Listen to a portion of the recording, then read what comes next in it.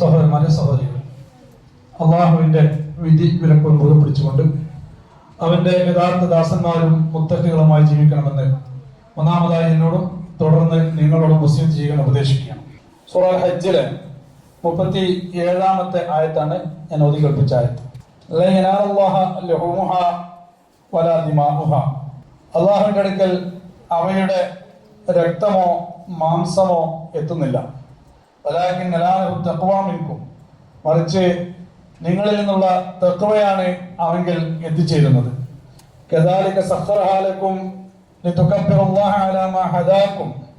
നിങ്ങൾക്ക് അവൻ സന്മാർഗം നൽകി എന്നതിന് പകരമായി, അത് കാരണമായി നിങ്ങൾ തക്ബീർ മുഴക്കുന്നതിന്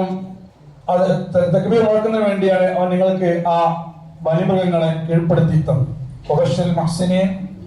നല്ല ആളുകൾക്ക് സന്തോഷ വാർത്ത അറിയിക്കുക. ഇതാണ് ഈ ആയത്തിന്റെ അർത്ഥം. നമ്മുടെ ഉള്ളത് ദുൽഹിജ്ജ മാസത്തിലാണ്. നമുക്കറിയാം, ദുൽഹിജ്ജ മാസവും അതിന്റെ പ്രാധാന്യവും ഒക്കെ നമ്മൾ ധാരാളമായി കേൾക്കുന്നതും അതുപോലെ സംസാരിക്കുന്നതും നമ്മുടെ നാട്ടിൽ നിന്നും നമ്മുടെ കൂട്ടത്തിൽ നിന്നും ഒക്കെ ധാരാളം ആളുകൾ ഹജ്ജിനായും മറ്റുമൊക്കെ യാത്ര തിരിച്ച ഒരു സന്ദർഭത്തിലും വേളയിലുമാണ് നമ്മളുള്ളത്.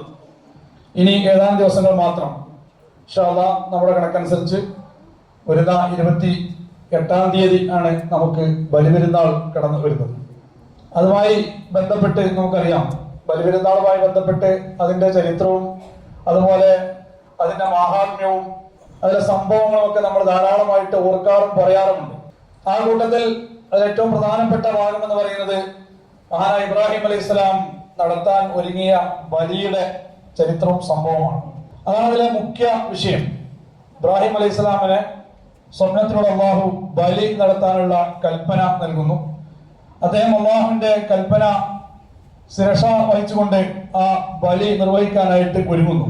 അതുമായി ബന്ധപ്പെട്ട് അള്ളാഹു നരബലി എന്നേക്കുമായി ലോകത്ത് അവസാനിപ്പിച്ച് മൃഗബലി അള്ളാഹു ഒരു പുണ്യകരമായ ഇബാദത്തായി കർമ്മമായി നിശ്ചയിക്കുകയും ചെയ്യുന്നു. അതുമായി ബന്ധപ്പെട്ട അതിന്റെ ചുറ്റുമുള്ള വിഷയങ്ങളാണ് ഹജ്ജും ഹജ്ജുമായി ബന്ധപ്പെട്ട എല്ലാ കാര്യങ്ങളും നമ്മൾ അതിന്റെ പ്രാവർത്തികമായിട്ട് ചെയ്യാറുള്ളതും അതിന് വിശദീകരണമായിട്ട് നമ്മൾ സംസാരിക്കാറും പഠിക്കാറും ഒക്കെ ഉള്ളത്. അവിടുന്ന് അങ്ങോട്ട് ഈ ബലിപെരുന്നാളുമായി ബന്ധപ്പെട്ട ഇബ്രാഹിം അലൈഹി ഇസ്ലാമിനെയും പുത്രൻ ഇസ്മായിൽ അലൈഹി ഇസ്ലാമിനെയും അനുസ്മരിച്ചുകൊണ്ട് നാം നടത്തുന്ന ബലികർമ്മം അത് വളരെ പുണ്യകരമായ ഒരു ഇബാദത്തായി പെരുന്നാളിനോടനുബന്ധിച്ച ആ ബലികർമ്മം നിശ്ചയിക്കുകയും നമുക്ക് ഇബാദത്തായി നിശ്ചയിക്കപ്പെടുകയും എല്ലാ വർഷവും മുസ്ലിം സമൂഹം അത് നടത്തുകയും ചെയ്യുന്നു. വിശുദ്ധ ഖുർആനിലെ 37-ാമത്തെ ആയത്ത്, ആ ആയത്തിന്റെ അവസാന ഭാഗത്ത് നിങ്ങൾക്ക് ഈ ബലി മൃഗങ്ങളെ അള്ളാഹു കീഴ്പ്പെടുത്തി തന്നത്, അവൻ നിങ്ങൾക്ക് സന്മാർഗം നൽകി, അതുപോലെ നിങ്ങൾ അവനെ കൂടുതൽ പ്രകീർത്തിച്ച് നിങ്ങൾ തക്ബീർ മുഴക്കുന്നതിന് വേണ്ടി. ഇതേ ഒരു പ്രയോഗം വിശുദ്ധ ഖുർആനിൽ സൂറത്ത് ബഖറയിൽ എന്ന ഒരു പ്രയോഗമാണ്. അത് നോമ്പുമായി ബന്ധപ്പെട്ട് വിശുദ്ധ ഖുർആന്റെ അവതരണവും അതുകൊണ്ട് ആ മാസത്തിൽ ഷഹ്റു റമദാൻ അല്ലദീ ഉൻസില ഫീഹിൽ ഖുർആൻ എന്ന ആയത്തിന്റെ അവസാന ഭാഗമാണ്.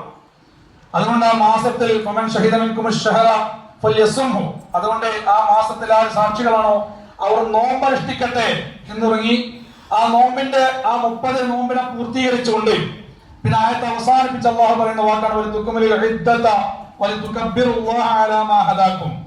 നിങ്ങൾ എണ്ണം പൂർത്തീകരിക്കുക, അവൻ നിങ്ങൾക്ക് സന്മാർഗം കാണിച്ചു, അത് കാരണം നിങ്ങൾ അവന്റെ പേരിൽ തക്ബീർ മുഴക്കുക. അതിനെ ഈ 2 ആയത്തുകളെയും വ്യാഖ്യാനിച്ചുകൊണ്ട് മുഫസ്സിറുകൾ ഇത് 2 പെരുന്നാളുകളാണ്. ഒന്നാമത്തേത് ആ സൂറത്ത് ബഖറയിലെ ആയത്തിൽ അത് ഈദുൽ ഫിത്റാണ്, ചെറിയ പെരുന്നാളാണ്. പെരുന്നാൾ എന്ന് പറയുമ്പോൾ നമ്മുടെ ഓർമ്മയിൽ ആദ്യം കടന്നു വരിക തക്ബീറാണ്. അള്ളാഹുവിന്റെ പേരിൽ തക്ബീർ മുഴക്കുക. അതേ പ്രയോഗം തന്നെയാണ് സൂറത്ത് ഹജ്ജിൽ 37-ാമത്തെ ആയത്തിലും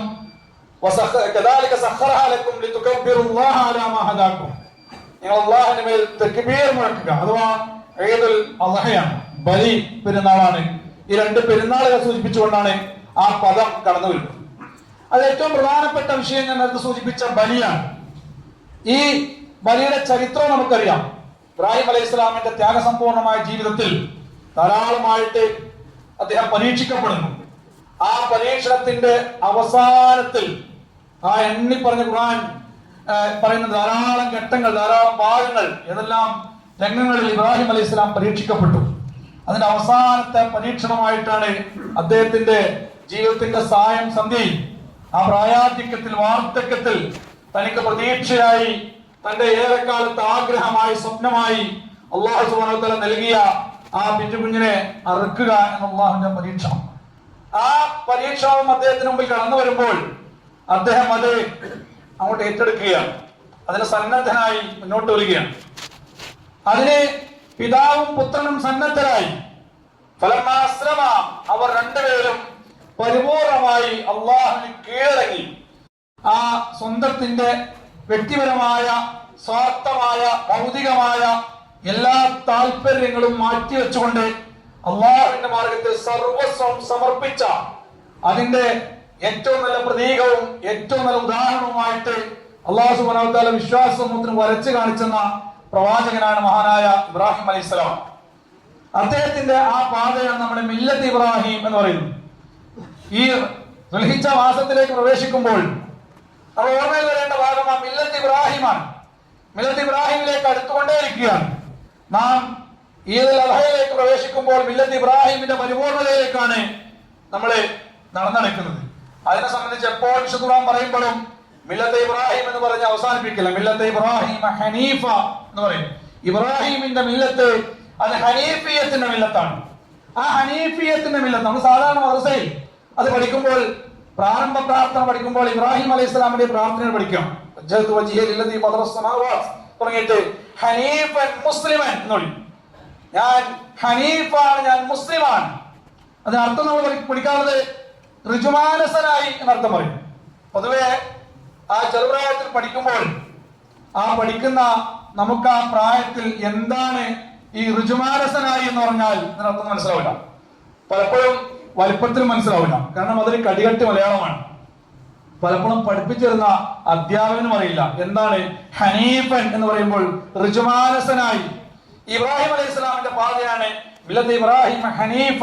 ഹനീഫിയത്തിന്റെ പാതയാണ് ഇബ്രാഹിമിന്റെ മില്ലത്ത്.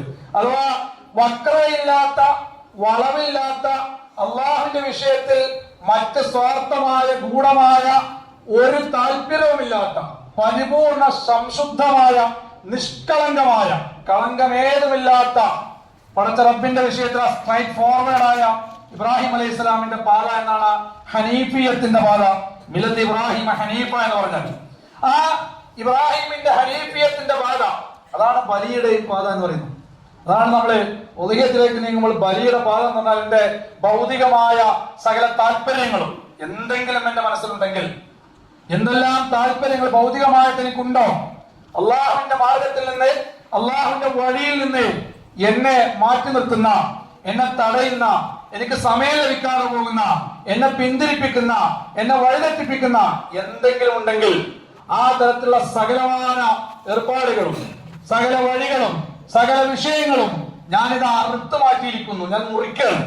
അതാണ് ആ ബലി. അള്ളാഹുവിന്റെ മാർഗത്തിൽ ബലി അർപ്പിച്ചിരിക്കുന്നു. ആ ഹനീഫിയത്തിന്റെ മില്ലത്താണ് ഈ ബലിയർപ്പണത്തിലൂടെ ഞാൻ നിറവേറ്റിയിരിക്കുന്നത്. അതിന്റെ പ്രഖ്യാപനമാണ് എന്റെ ഈ ബലി എന്നതാണ് യഥാർത്ഥത്തിൽ ബലി. പക്ഷേ ഈ ബലികർമ്മത്തിലേക്ക് നാം അടുക്കുമ്പോൾ നമ്മള് സാധാരണ ബലിയുമായി ബന്ധപ്പെട്ട് അതിന് 3 ഭാഗങ്ങളുണ്ട്. അതിലൊന്ന് അതിന്റെ ഫിഖ്ഹാണ്, രണ്ടാമത്തേത് അതിന്റെ ചൈതന്യമാണ്, മൂന്നാമത്തേത് നാം ബലിയർക്കാൻ ഒരുങ്ങുന്ന ഉരുവുമായി ബന്ധപ്പെട്ട, അതുമായി ബന്ധപ്പെട്ട അതിന്റെ കാര്യങ്ങളാണ്. പക്ഷേ പൊതുവിൽ ബലികർമ്മത്തിലേക്ക് നാം അടുക്കുമ്പോൾ അതിന്റെ ഫിഖ്ഹിൽ നാം ചുറ്റിക്കറങ്ങാറുണ്ട്. അതുപോലെ ബലിമൃഗത്തിന്റെ അതുമായി ബന്ധപ്പെട്ട ആ വ്യവഹാരങ്ങൾ നമ്മൾ ചുറ്റിക്കറങ്ങും. പക്ഷെ ഇപ്പറഞ്ഞ അതിന്റെ ചൈതന്യത്തിലേക്ക് പലപ്പോഴും നമ്മളെ ബലി എത്താറില്ല. ഞാൻ എന്തിനാണ് നിർവഹിക്കുന്നത്, എന്താണ് ഇതിന്റെ ഉദ്ദേശം, അതിലൂടെ ഞാൻ എന്റെ ജീവിതത്തിൽ നേടേണ്ടത് എന്താണ്, അതിലേക്ക് ചർച്ച പോകാറില്ല. പൊതുവെ ബലികർമ്മത്തിന് ഒരുങ്ങുമ്പോൾ നമുക്കറിയാം, സാധാരണയായി ആരൊക്കെയാണോ ബലിക്ക് ഒരുങ്ങുന്നത് അവര് ആ മാസപ്പിറവിയോടുകൂടി, ദുൽഹിജ്ജ മാസത്തിന്റെ മാസപ്പിറവിയോടുകൂടി പിന്നെ ബലികർമ്മം നിർവഹിക്കുന്നത് വരെ തന്റെ ശരീരത്തിൽ നിന്ന് രോമഭാഗങ്ങൾ നീക്കാൻ പാടില്ല. അതുപോലെ തന്നെ നഖം മുറിക്കാൻ പാടില്ല. തുടങ്ങി നാം പാലിക്കേണ്ട ചില വ്യവസ്ഥകളുണ്ട്. അത് നിർബന്ധമല്ല, പക്ഷെ അത് പ്രധാനപ്പെട്ട സുന്നത്താണ്. അതിനൊരുങ്ങുന്ന ആളുകൾ അതിന് മുമ്പേ ചെയ്യണം. പിന്നീട് ബലി നിർവഹിച്ചതിന് ശേഷമാണ് അത് നമുക്ക് നീക്കാൻ പാടുള്ളൂ. ബലി നിർവഹിക്കേണ്ടത് പെരുന്നാൾ നമസ്കാരം നിർവഹിച്ചതിന് ശേഷമാണ്.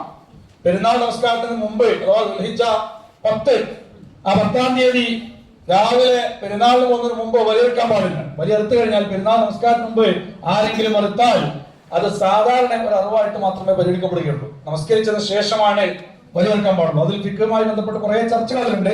ഒരു പ്രദേശത്ത് പല സ്ഥലങ്ങളിൽ, ഒരേ മഹലിൽ പല സ്ഥലങ്ങളിൽ ജുമാ നടക്കുക. അങ്ങനെ വരുമ്പോൾ ഒരു പള്ളിയിൽ നേരത്തെ ജുമാ നടന്നു, അവർ ബലി ആരംഭിച്ചു. അങ്ങനെ വന്നാൽ അത് ബലി സാധുവാകുമോ?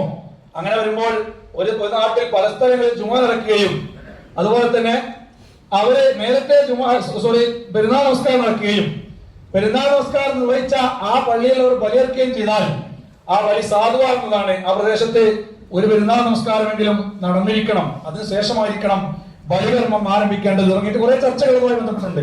ഈ വ്യവസ്ഥകളൊക്കെ നമ്മൾ ചർച്ച ചെയ്യും. എപ്പോഴാണ് നടക്കേണ്ടത്, എന്തൊക്കെ നിയമങ്ങൾ ഇതിന് പാലിക്കണം, അതുപോലെ ആ അറുക്കുന്ന ഉരുവിന് എത്ര പ്രായമാകണം. ആടാണെങ്കിൽ 1 വയസ്സാണ്, മറ്റ് മാടാണെങ്കിൽ 2 ആണ്, ഒട്ടകമാണെങ്കിൽ 5 ആണ്, തുടങ്ങിയിട്ട് അതിന്റെ വയസ്സിനെ പറ്റി നോക്കും.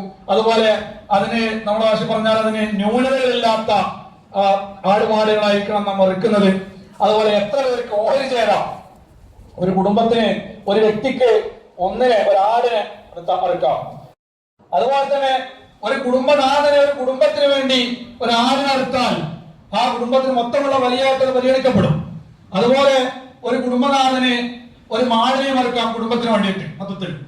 അതുപോലെ ഒരു കുടുംബനാഥൻ ഓഹരി ചേർന്നു കുടുംബത്തിന് വേണ്ടി, 7-1 ഓഹരി ചേർന്നു. 7 ആണ്, 7-ൽ കുറവാകാം. മാക്സിമം ഒരു മാടിൽ 7 ഓഹരിയാകാൻ പാടുള്ളൂ, 7-നപ്പുറം ഓഹരി പാടില്ല.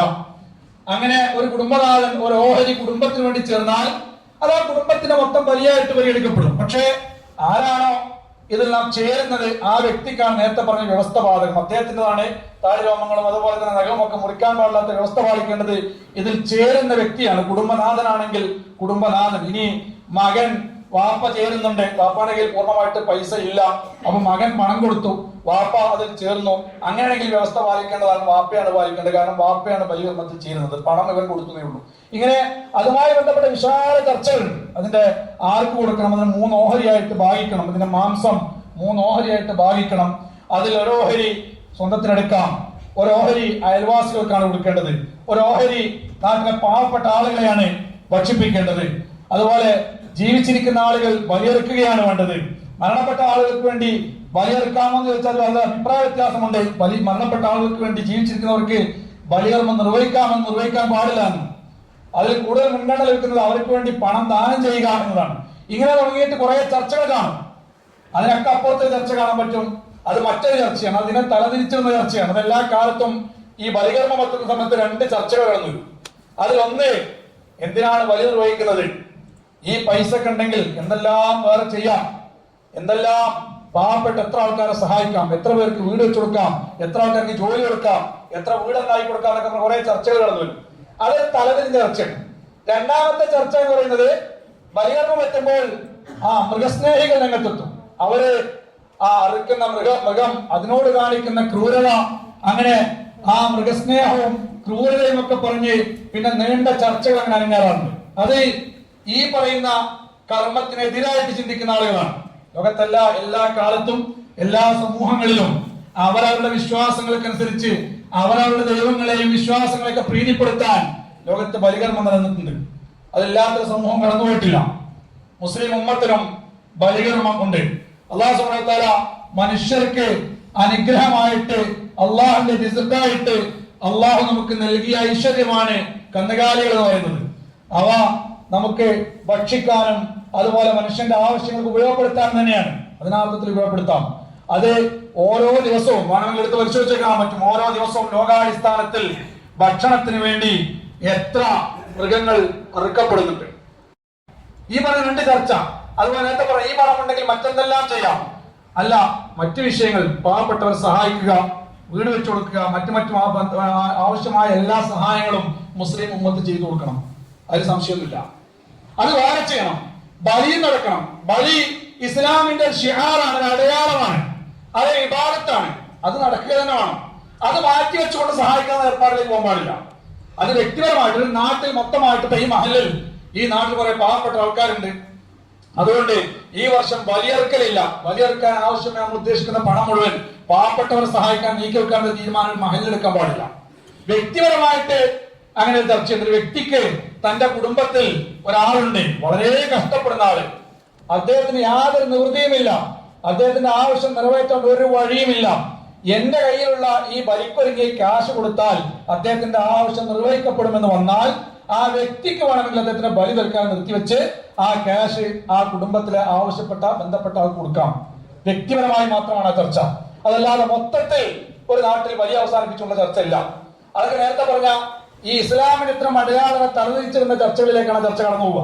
ആ ചർച്ചയിലല്ലാതെ ഈ ഫിഖ് നമ്മൾ ഇതുമായി ബന്ധപ്പെട്ട ഫിഖുകളുണ്ട്. നേരത്തെ പറഞ്ഞ നാം പാലിക്കേണ്ട വ്യവസ്ഥകളും മര്യാദകളും ഒക്കെ ഉണ്ട് ഇതുമായി ബന്ധപ്പെട്ട്. അതെല്ലാം നാം ഇതുമായി ബന്ധപ്പെട്ട് പാലിക്കണം. അത് ധാരാളമായിട്ട് ചർച്ച ചെയ്യാറുമുണ്ട്. അതുപോലെ തന്നെ ഇതിന്റെ ഈ ഉരുവുമായി ബന്ധപ്പെട്ട് അത് എത്ര പേർക്ക് ചേരാം എന്ന ആ കണക്കുകൾ വേറെ വരാറുണ്ട്. അവിടുന്ന് മുന്നോട്ടാൽ പിന്നെ നാട്ടിൽ നടക്കാനുള്ള ചർച്ച ഏതെന്ന് ചോദിച്ചാൽ പിന്നെ ഈ ഫിഖുമായി ബന്ധപ്പെട്ട എല്ലാ ചർച്ചയും നടക്കും. അത് കഴിഞ്ഞാൽ പിന്നെ വാങ്ങിയ കന്നിന്റെ പോരിശ കഴിക്കും. അതിന്റെ വലിപ്പം, അതിന്റെ ചൊറുക്ക്, അതിന്റെ മാംസം, അതിന്റെ തൂക്കം, ഇതൊക്കെ കൂടെ ചർച്ചക്കിടയിൽ ബലി എന്തിന് എന്ന അതിന്റെ ചൈതന്യം മറന്നു പോവുകയും ചെയ്യും. ഞാൻ നേരത്തെ പറഞ്ഞ 3 കാര്യവും ഇതിൽ പ്രധാനമാണ്. അതിൽ ഏറ്റവും പ്രധാനം ഞാൻ ആദ്യം സൂചിപ്പിച്ച എന്തിനാണ് അല്ലാഹു സുബ്ഹാനഹു വ തആല മുസ്ലിം ഉമ്മത്തിന് ഈ ബലികർമ്മം ഏറ്റവും പ്രധാനപ്പെട്ട സുന്നത്താക്കി വെച്ചത്. അത് ഏറ്റവും പ്രധാനപ്പെട്ട സുന്നത്താണ്. നബി സല്ലല്ലാഹു അലൈഹി വസല്ലമയുടെ വാക്കുകൾ എടുത്ത് ഉദ്ധരിച്ചാൽ അത് നിർബന്ധமான രൂപത്തിൽ വരും. കാരണം എന്റെ കൂട്ടത്തിൽ ബലിയെടുക്കാൻ കഴിവുണ്ടായിട്ട് ഒരുവൻ ബലിയെടുക്കുന്നില്ലെങ്കിൽ അവൻ എന്റെ നമസ്കാര മുസല്ലയിലേക്ക് വരാതിരിക്കട്ടെ എന്ന് റസൂലുള്ളാഹി സ്വല്ലല്ലാഹു അലൈഹി വസല്ലം പറഞ്ഞ ഹദീസ് കാണാൻ സാധിക്കും. ഇതിന്റെ അടിസ്ഥാനത്തിൽ ഇമാം അബൂ ഹനീഫ ഈ ബലികർമ്മം വാജിബാണ് എന്നാണ് പറയുന്നത്. കാരണം അദ്ദേഹത്തിന്റെ ഫിഖ്ഹിൽ 3 ആണ്. ഒന്ന് ഫർളാണ്, സുന്നത്താണ്, ഇത് വാജിബാണ്. അഥവാ ഫർളിനോളം അടുത്ത സുന്നത്തിനാണ് ഇമാം അബൂ ഹനീഫ വാജിബ് എന്ന് പറയുന്നത്. മറ്റ് ഇമാമാർക്കൊക്കെ 2 ഉള്ളൂ, ഒന്ന് ഫർളും മറ്റേ സുന്നത്തുമാണ്. അത്രക്കും പ്രധാനപ്പെട്ട ഒരു ഇബാദത്താണ്, കർമ്മമാണ് ബലികർമ്മം. അതുകൊണ്ടാണ് അത് വാജിബാണ് എന്ന് ഇമാം അബൂ ഹനീഫ വെച്ചത്. കാരണം ഒരാൾ പെരുന്നാൾ നമസ്കരിക്കാൻ വരേണ്ടതില്ല എന്ന് നബി സല്ലല്ലാഹു അലൈഹി വസല്ലം പറയുക. അത്രയും പ്രാധാന്യമുണ്ട് ഈ കർമ്മത്തിന്. ആ കർമ്മത്തിന്റെ ചൈതന്യം മനസ്സിലാവാതെ അതിന്റെ ഫിഖ്ഹിൽ ചുറ്റിക്കൂടുക, അത് കഴിഞ്ഞ് വാങ്ങുന്ന ഉരുവിന്റെ തടിയിലും കൊഴുപ്പിലും അതിന്റെ മാംസത്തിലും ചുറ്റിക്കൂടുക, എത്ര കോഴി കൊടുത്തുള്ള കണക്ക് ചുറ്റിക്കൂടുക, അത് കിട്ടിയതും കിട്ടാത്തതിന്റെയും കച്ചറയും തിരക്കും ചുറ്റിക്കൂടുക, ഇങ്ങനെ ചുറ്റിക്കൂടിയത് യഥാർത്ഥ ചൈതന്യം വിട്ടുകളയുക, അതുണ്ടാകാൻ പാടില്ല. അപ്പൊ ഈ 3 വേണം. അതുമായി ബന്ധപ്പെട്ട നമുക്ക് സംവിധാനമാകുമ്പോൾ ആ സംവിധാനത്തിന് ആവശ്യമായ എല്ലാ സംഗതികളും വേണം. അതോടൊപ്പം അതിന്റെ ഫിഖ് നാം പാലിക്കണം. അതിന്റെ നിബന്ധനകളും വ്യവസ്ഥകളും അതിന്റെ സുന്നത്തും ഒക്കെ അത് അടുക്കുന്നവർ പാലിക്കണം. അതോടൊപ്പം അതിലുപരി ഇതിന്റെ ചൈതന്യം നാം മനസ്സിലാക്കണം. ഞാൻ നേരത്തെ സൂചിപ്പിച്ച അള്ളാഹുവിന്റെ മാർഗത്തിൽ ഭൗതികമായ എന്റെ എല്ലാ താല്പര്യങ്ങളും ഞാൻ അറുത്ത് കളയുകയാണ്. ഞാൻ ഇബ്രാഹിമിന്റെ മില്ലത്തിലേക്ക് സഞ്ചരിക്കുകയാണ്. അത് ഹനീഫിയത്തിന്റെ മില്ലത്താണ്. ആ ഹനീഫിയത്തിന്റെ മില്ലത്ത് ഞാനിതാ തെരഞ്ഞെടുത്തിരിക്കുന്നു എന്ന പ്രഖ്യാപനമാണ് വരുന്ന ദിവസം തക്ബീർ മുഴക്കുമ്പോൾ നാം ചെയ്യുന്നത്. ബലിയെടുക്കുന്ന ഒരുവിന്റെ കഴുത്തിൽ കത്തി വെച്ച് തക്ബീർ മുഴക്കുമ്പോൾ നാം ചൊല്ലുന്നത് അതാണ്. റസൂലുള്ളാഹി സ്വല്ലല്ലാഹു അലൈഹി വസല്ലം 2 ആളുകളെയാണ് ബലിയെടുത്തത് ചരിത്രത്തിൽ കാണാൻ പറ്റും. അതിലൊന്ന് എന്റെ കുടുംബത്തിന് അഹ്ലു ബൈത്തിനാണ്, മറ്റൊന്ന് എന്റെ ഉമ്മത്തിന് എന്ന് നബി സല്ലല്ലാഹു അലൈഹി വസല്ലം പറയുന്നുണ്ട്. എന്റെ ഉമ്മത്തിനാണ് ഇതിലൊന്ന്, എന്റെ കുടുംബത്തിനാണ് ഒന്ന്. അത് റസൂലിന്റെ കരങ്ങൾ കൊണ്ട് തന്നെ അറുത്തു, അതിൽ നിന്ന് അല്പം ഭക്ഷിക്കുകയും റസൂൽ ചെയ്തു എന്ന് ചരിത്രത്തിൽ കാണാം. അതുകൊണ്ട് ബലിമാംസം ആ അർത്ഥത്തിൽ അല്പം അതിൽ നിന്ന് സ്വന്തം ഭക്ഷിക്കലും സുന്നത്താണ് എന്നും അഭിപ്രായം കാണാൻ പറ്റും. ബലിപെരുന്നാൾ ദിവസം സാധാരണ ചെറിയ പെരുന്നാളിന് നാം ഇതേ തക്ബീർ മുഴക്കുമ്പോൾ വിശുദ്ധ ഖുർആനാണ് എന്റെ ജീവിതത്തിന്റെ ഭരണഘടന, ഇതനുസരിച്ചാണ് ഇനി ഞാൻ എന്റെ ജീവിതത്തിന് മുന്നോട്ട് നീക്കുക, ഇതല്ലാത്ത മറ്റൊന്നിനെയും എന്റെ ജീവിതത്തിൽ നിയമമായ വ്യവസ്ഥയായും ഞാൻ അംഗീകരിക്കുകയില്ല എന്ന പ്രഖ്യാപനമാണ് 30 ദിവസം നോമ്പ് പൂർത്തിയാക്കി തക്ബീർ മുഴക്കുമ്പോൾ റമദാനിൽ നാം ചെയ്യുന്നുവെങ്കിൽ ഈ ബലിപെരുന്നാൾ ദിവസം തക്ബീർ മുഴക്കുമ്പോൾ ഇബ്രാഹിമിന്റെ മില്ലത്താണ് ഞാൻ തെരഞ്ഞെടുത്തെന്ന പ്രഖ്യാപനമാണ്. ചെറിയ പെരുന്നാളിന്റെ ദിവസം റസൂലിന്റെ സുന്നത്തനുസരിച്ച് മുസല്ലയിലേക്ക് പുറപ്പെടുമ്പോൾ ലഘുവായിട്ട് ഭക്ഷണം കഴിച്ചുകൊണ്ടാണ് നബി സല്ലല്ലാഹു അലൈഹി വസല്ലം മുസല്ലയിലേക്ക് പുറപ്പെട്ടത്. ആ റസൂലിന്റെ സുന്നത്ത്. എന്നാൽ ബലിപെരുന്നാൾ ദിവസം വയറ് കാലിയായിട്ടൊന്നും കഴിക്കാതെയാണ് നബി സല്ലല്ലാഹു അലൈഹി വസല്ലം മുസല്ലയിലേക്ക് പുറപ്പെട്ടത്. ബലിയെടുത്തതിനു ശേഷം അതിൽ നിന്നാണ് ബലിപെരുന്നാൾ ദിവസം ആദ്യമായിട്ട് റസൂലിനെ ഭക്ഷിക്കുന്നത്, അതൊക്കെ ചെറിയ സുന്നത്തുകളായിട്ട് ഫിഖഹിന്റെ കിതാബുകളിൽ കാണാൻ സാധിക്കും. പാലിക്കാൻ സാധിക്കുന്നവരൊക്കെ അത്തരം സുന്നത്തുകളൊക്കെ എടുക്കുക, പാലിക്കുക ഇൻഷാ അല്ലാഹ്. അതോടൊപ്പം അതിലുപരി ഞാൻ സൂചിപ്പിച്ച ബലിയുടെ ചൈതന്യമാണ് ഏറ്റവും പ്രധാനപ്പെട്ടത്. ആ ചൈതന്യം മുറുകെ പിടിക്കുക. അത് നേടിയാൽ മാത്രമാണ് അതിന്റെ ഉദ്ദേശം സഫലമാവുക. അത് നേടാതെ ബാക്കിയൊന്നും ശരിയായിട്ട് കാര്യമില്ല. അവിടെ അല്ലാഹു സുബ്ഹാനഹു വ തആല യഥാവിധി അള്ളാഹുവിന്റെ നിയമങ്ങൾ പാലിക്കുവാനും ബലിയെടുക്കുവാനും അതുമായി ബന്ധപ്പെട്ടതിന്റെ പുണ്യങ്ങളൊക്കെ കരസ്ഥമാക്കുവാനും നമുക്ക് ഏവർക്കും തൗഫീഖ് നൽകി അനുഗ്രഹിക്കുമാറാവട്ടെ.